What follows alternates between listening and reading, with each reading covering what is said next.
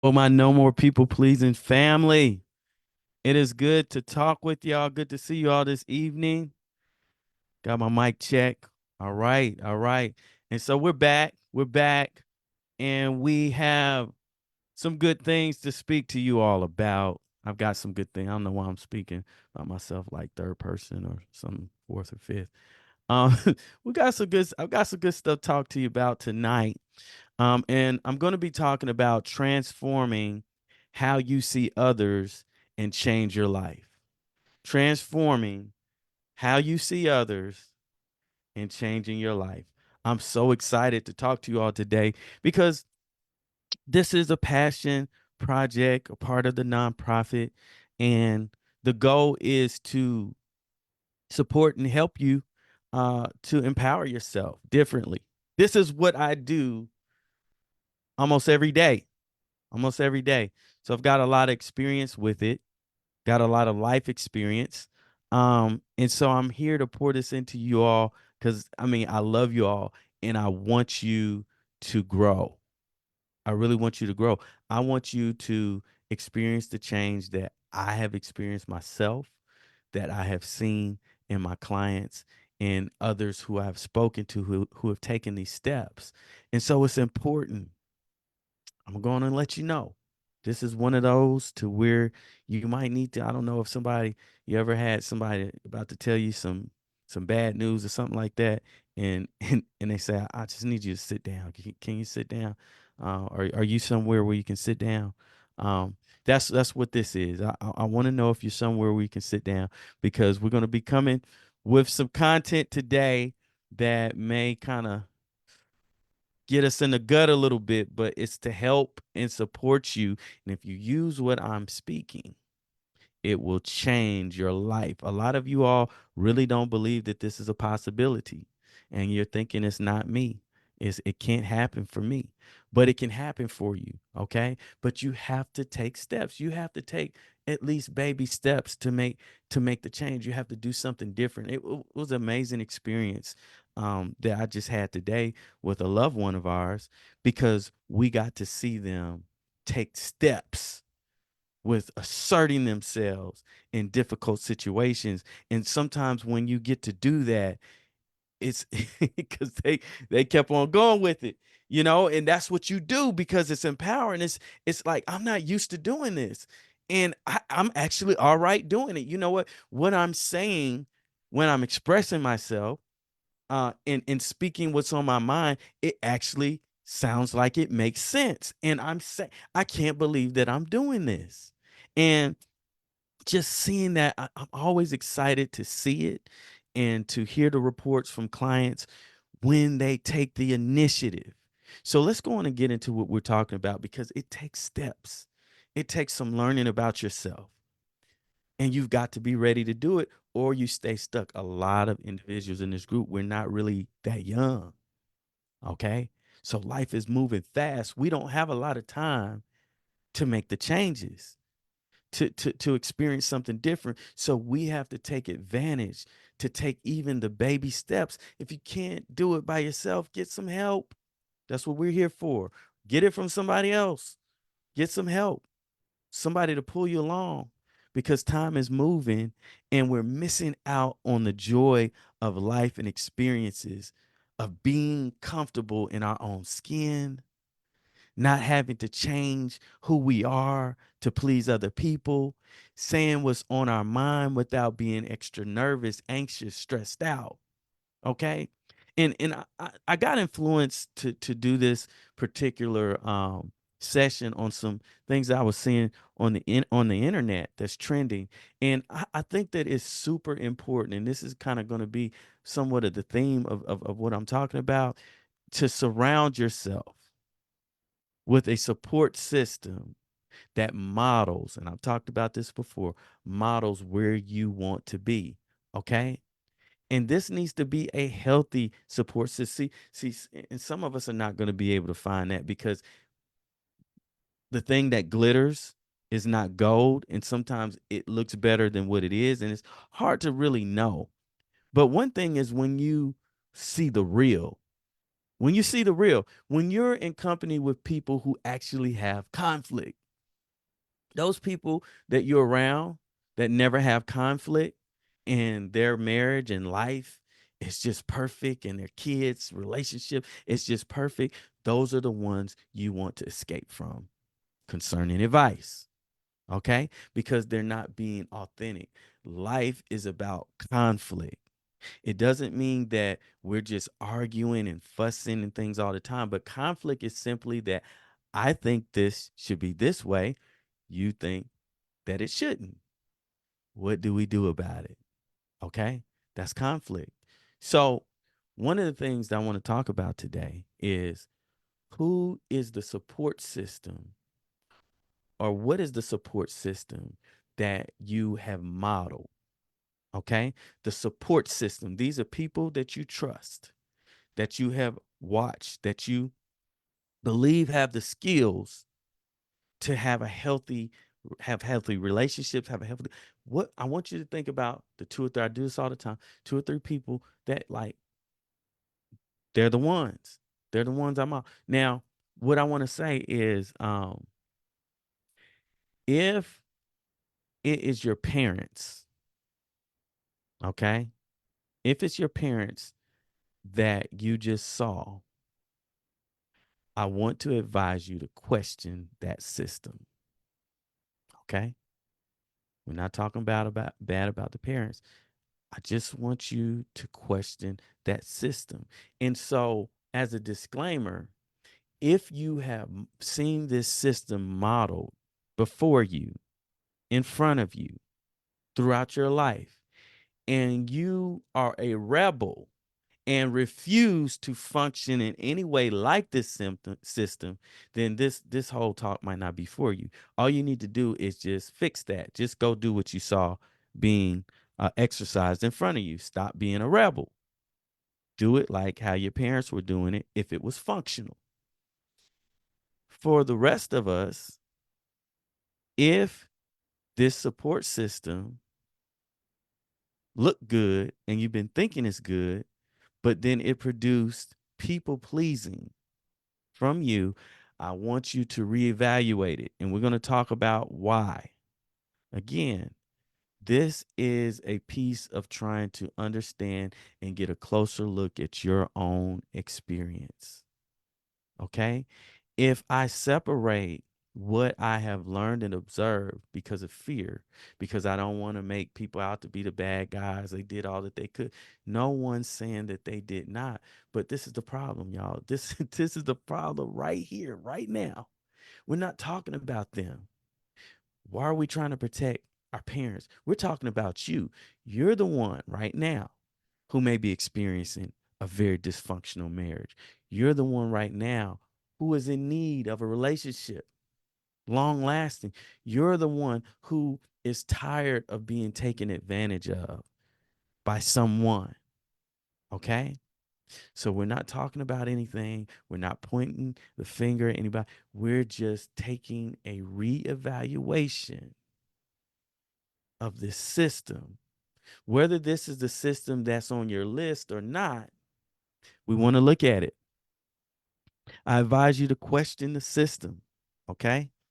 So this is how it starts out, right? So as children, we come out and we're very optimistic. We are ready to conquer the world. And as little babies, we're wide open for trust. As a matter of fact, we're so trusting that when we come out of the womb, if we pee on ourselves, if we poop on ourselves, if we feel discomforted, we have the faith, trust, and confidence that someone, our caregiver, our mother, our father, someone is going to be there to take care of us and comfort us, to hug us, to speak to us gently, right? That's how we come out. That's how, this may be exceptions to every rule, but most babies want to be cuddled. They want to be held. Um, if they don't, they rely on their caregiver, right? To support them. So what happens is we expect this. We believe that someone will protect us. And over time, what happens is that our parents and caregivers teach us to have trust or distrust in the world. Now, how did we skip to the world? Much of what we determine about relationships is determined directly by the experience of our parents or caregivers, whoever it is that pretty much raised you. They teach us how to relate with them. And then naturally, this is just a part of how the body works, the brain. Naturally, we start to believe, oh, this is how it works. So if mommy and daddy are going to be there for me and I can trust them, then I can trust you and I can trust it's trust or distrust. Erickson talks about it, right? So this is a developmental type of thing, right? All right. And so what happens is we formulate an attachment or we lack attachment. The question ends up being, do you trust overall have a trust for yourself? This is going somewhere. Do you overall have a trust for yourself? Do you overall have a trust in your caregivers, your parents? Okay. This is just how we are. And just with that whole development, it teaches us if we have trust in them and we're confident in ourselves, then we're going to be very functional. If we lack in any one of those areas, like we don't have a lot of trust in ourselves or we don't have much trust in our caregivers, then that means that we're going to develop what they call an unhealthy attachment. And this thing trends throughout our whole lives. I don't know that it ever just all the way changes because it's a default. It can change completely. But the thing is, it's just bringing it to a healthy stage and level. So this is what the question ends up being. So how did your parents, this is going to be another question coming up, because we're talking about your relationship right now.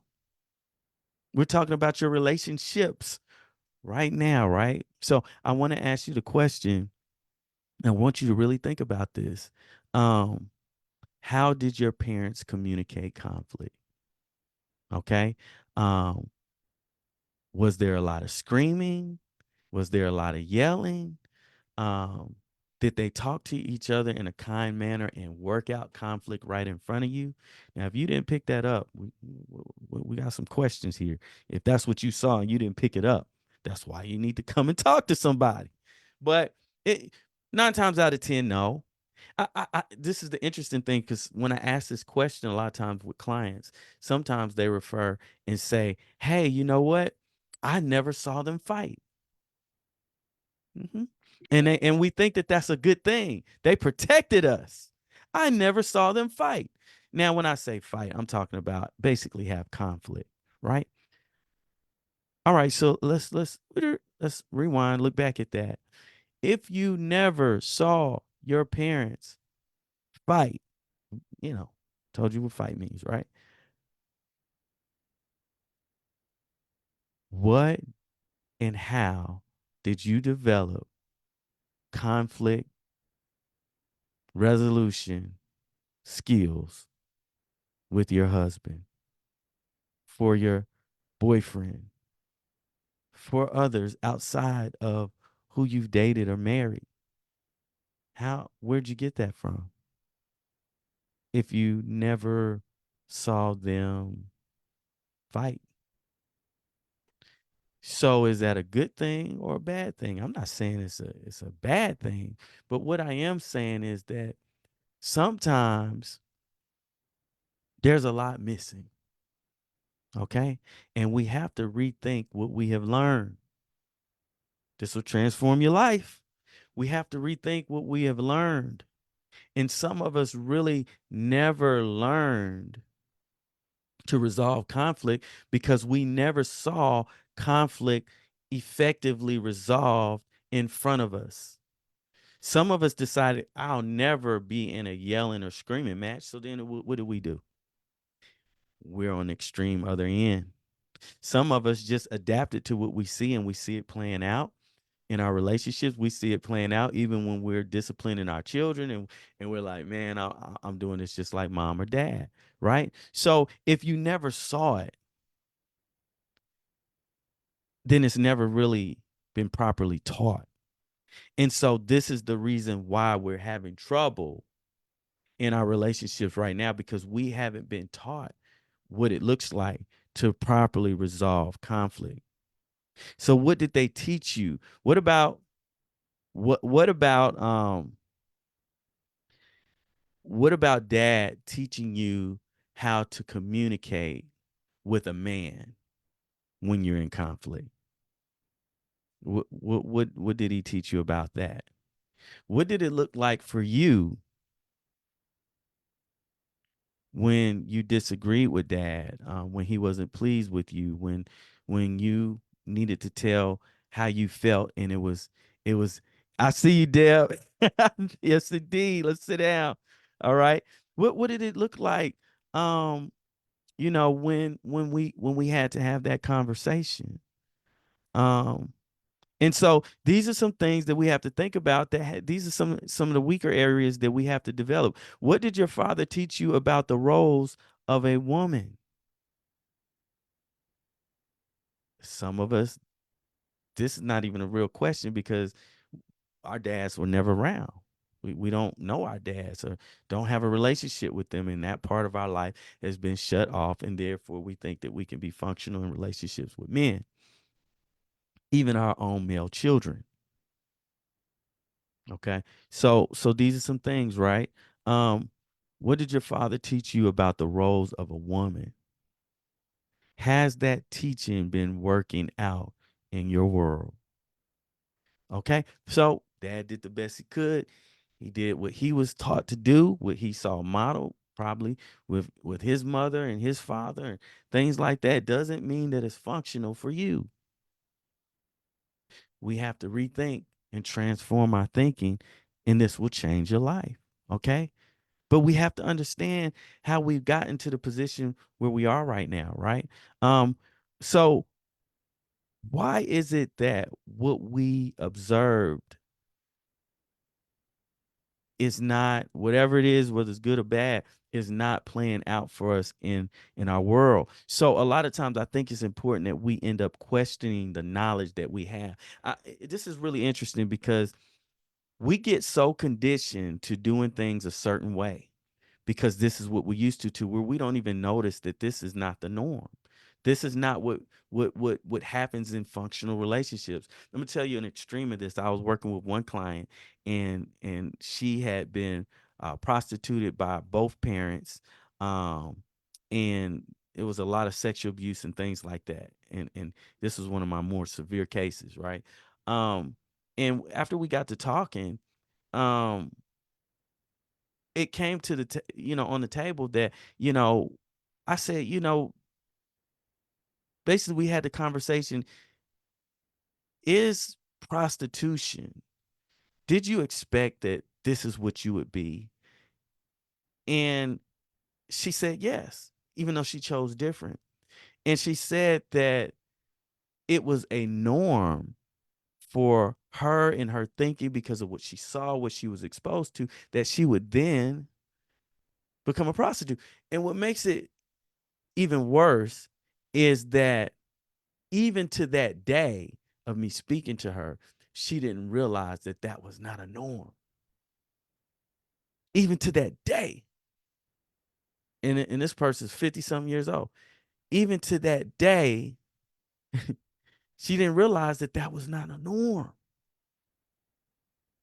So if you are not even recognizing that something like this is not a norm, it's not okay.